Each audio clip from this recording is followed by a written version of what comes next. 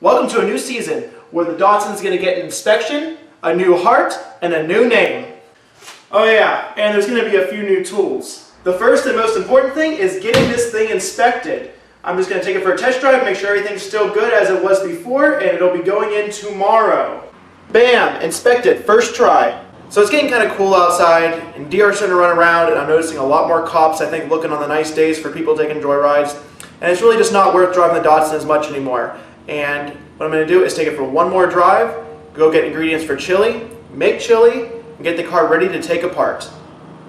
Beer, chili ingredients, and a joyride. The best way for the Datsun to end its year.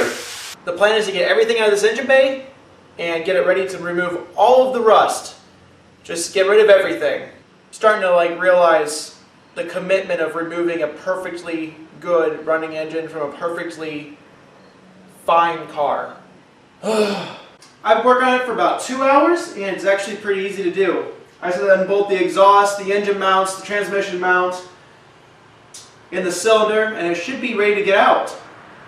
Alright guys, finally, ready to remove the engine. I've never done this before, doing it by myself. Quite the learning curve.